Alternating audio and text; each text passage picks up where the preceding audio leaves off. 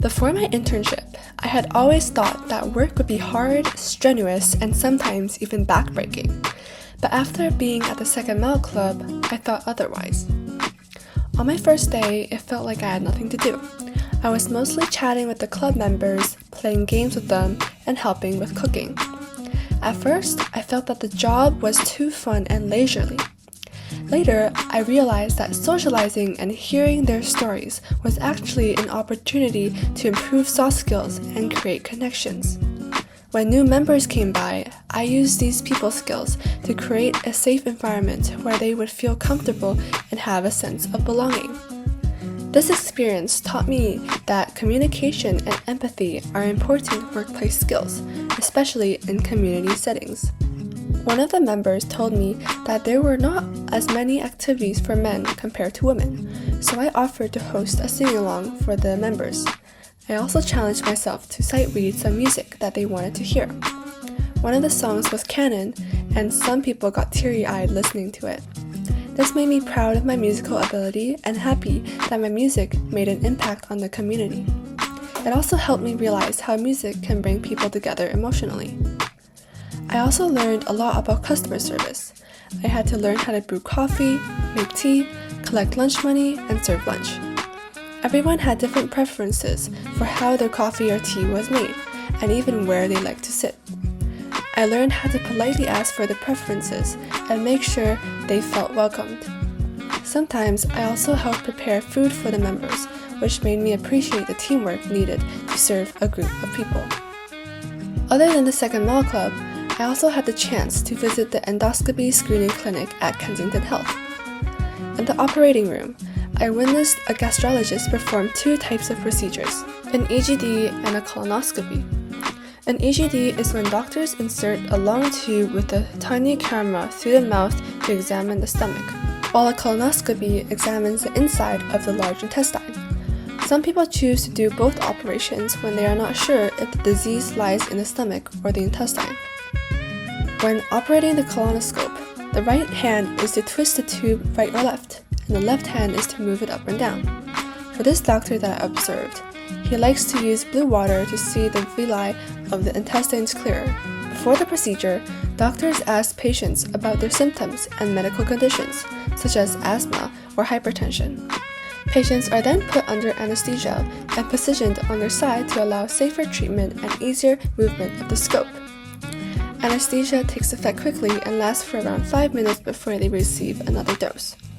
Some side effects of anesthesia include lowering blood pressure and slow breathing. Sometimes, the gastrologist would take biopsies, which are samples of the organ's tissues for further investigation.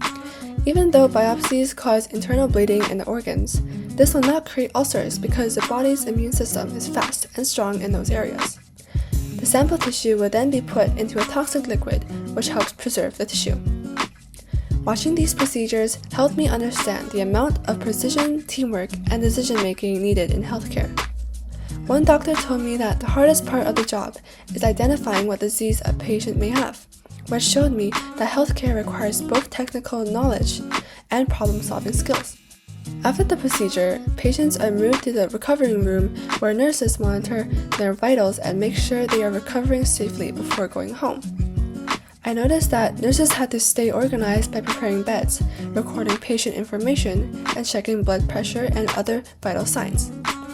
This helped me better understand how important nurses are in keeping patients safe and comfortable. The hardest part about the nurse's job is that it may be a bit boring.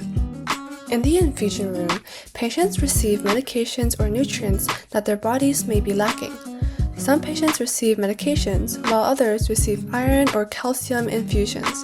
One thing I learned was that healthcare workers must always be prepared for patient reactions, such as rashes, vomiting, shortness of breath, or low blood pressure. This showed me that healthcare can be unpredictable and requires people to stay calm under pressure.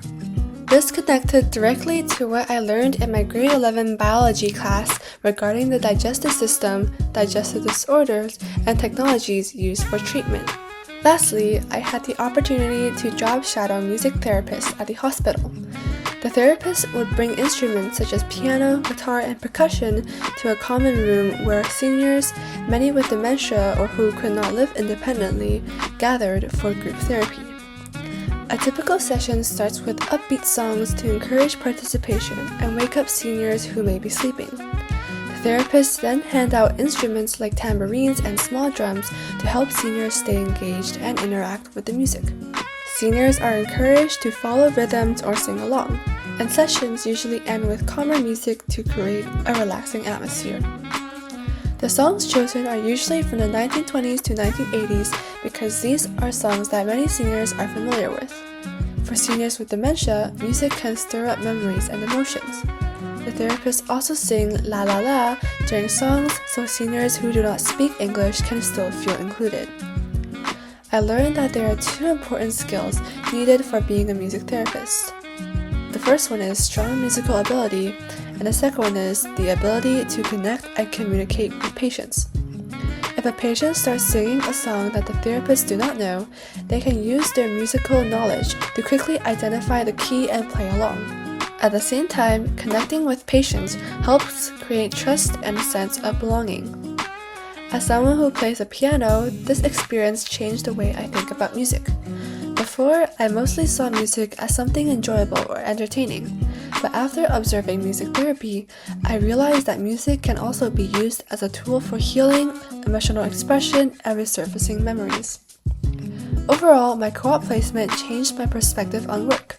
I learned that many careers are not only about technical skills, but also communication, empathy, adaptability, and creating meaningful connections with others.